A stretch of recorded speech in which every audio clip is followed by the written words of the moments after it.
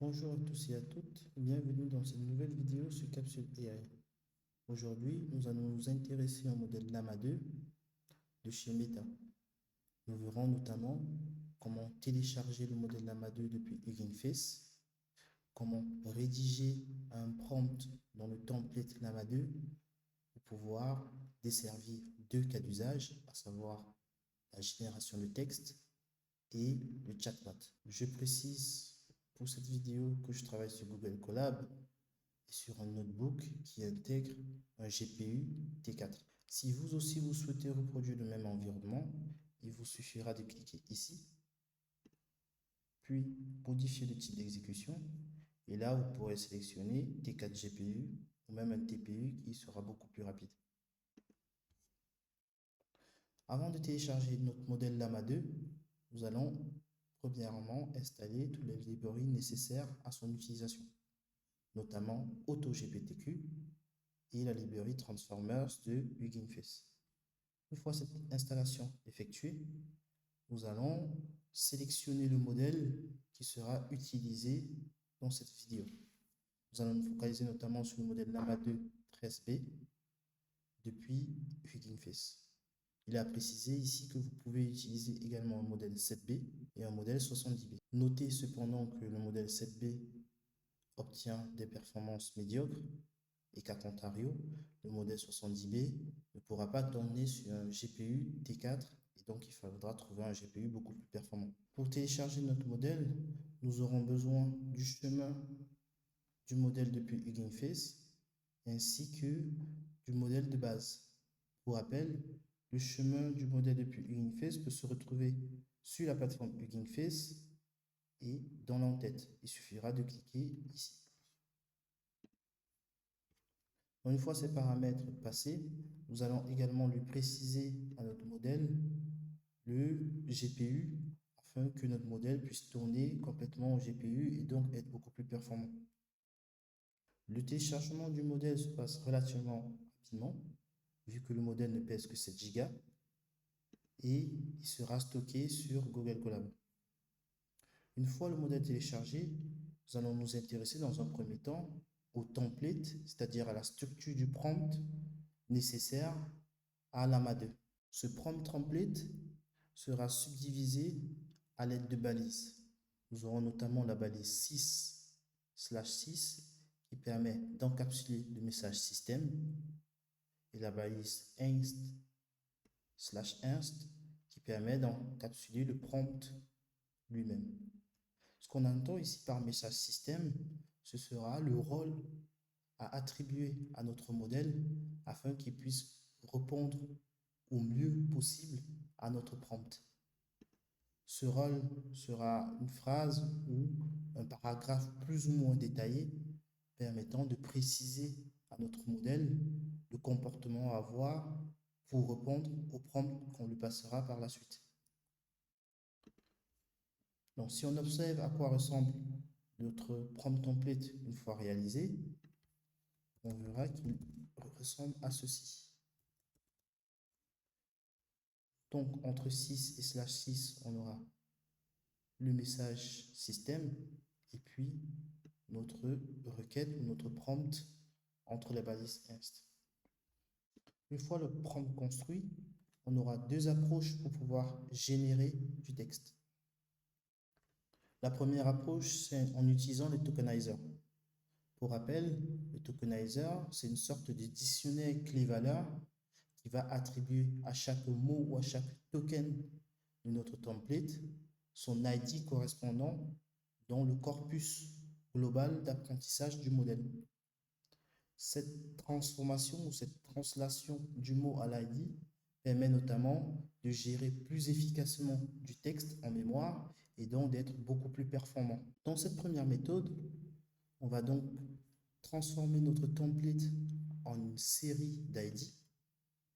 ID qu'on passera à notre modèle en lui précisant la température et le nombre de tokens qu'on souhaite avoir en sortie, qui va nous produire un output qui lui également est une série d'ID qui vont être décodés à travers notre tokenizer.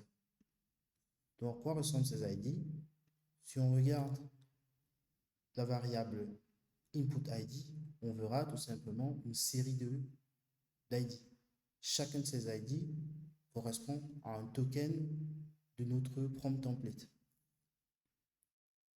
La deuxième méthode de génération de texte consiste à utiliser l'objet pipeline afin de préconstruire toutes les informations nécessaires à la construction de notre réponse du modèle. Pour cela, nous aurons à le préciser notamment le modèle, le tokenizer ou encore le nombre de tokens de sortie, ainsi que la méthode de génération souhaitée.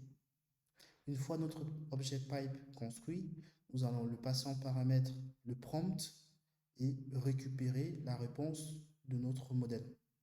Une fois cela effectué, nous pourrons extraire de la réponse le generation text qui est la clé qui contient le résultat de notre modèle. Comme on peut le voir, la réponse sera décomposée en deux parties. La première qui va consister à récupérer l'entrée qui était passée par le modèle et la seconde qui va être l'information qui a été générée par le modèle. Donc, ce generation text représente tout simplement toute l'entrée dans sa globalité.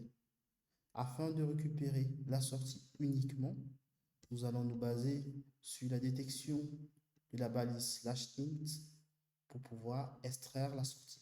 Et c'est ce que nous allons voir par la suite.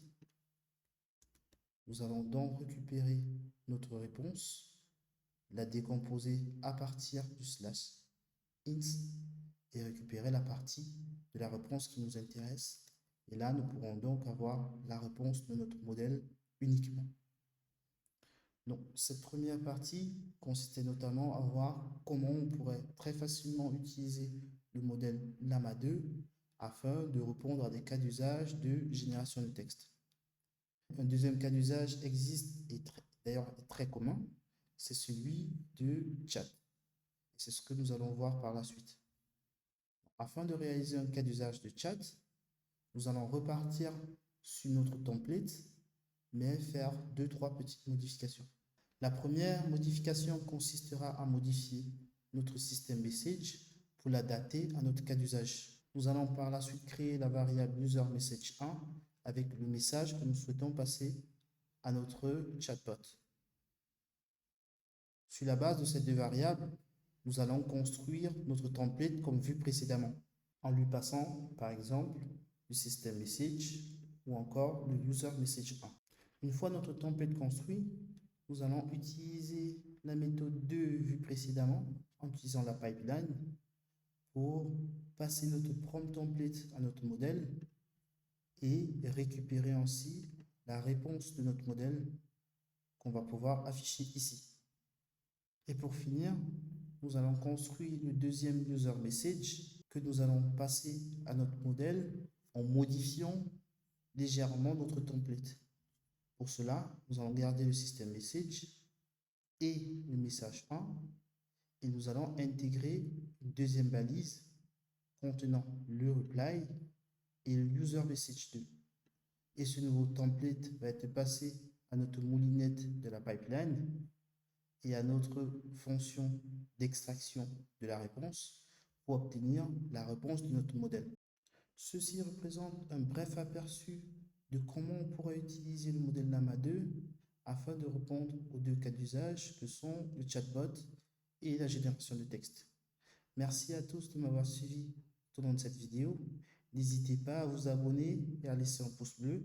Dans la prochaine vidéo, nous allons nous focaliser sur le deuxième cas d'usage, à savoir le chatbot, et nous allons le développer pour notamment avoir un historique beaucoup plus important et créer, si possible, une interface pour pouvoir requêter ce modèle LLM.